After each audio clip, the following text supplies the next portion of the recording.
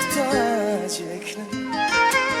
Birazdan evleniyor yarım, ondan bu acı.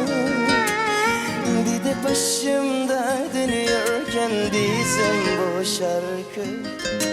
Mutluluk hediyem şarkım da senin olsun. Ey Tanrım, dayanabilir miyim buna ben? Yardım et, çıkar on al aklımdan lütfen. Taşıyamayabilirim, düşerim birden.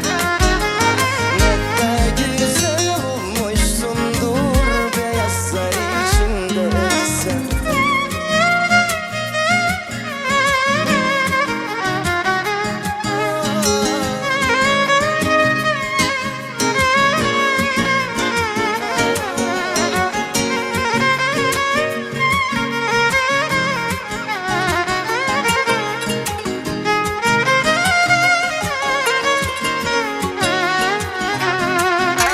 Sensizliği paylaşırım yalnız evimde. Yokmuş böyle bir ağaç, ne yerde ne gökte. Attığın imzanı kırdım ne gecede. Çektim kendim, sen mutlu ol dünya evinde. Ey sanırım, dayanabilir miyim buna ben?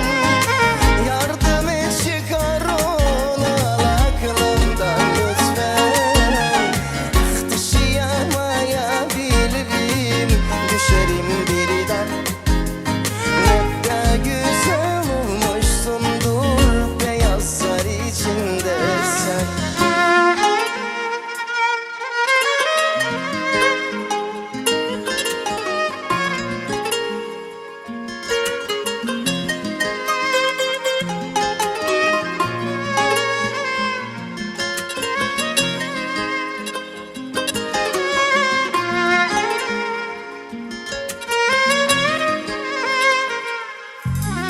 Ey Tanrım, dayanabilir miyim buna ben? Yardım et, çıkar onu al aklımdan lütfen. Taşıyamayabilirim, düşerim birden. Ne de güzel olmuşsundur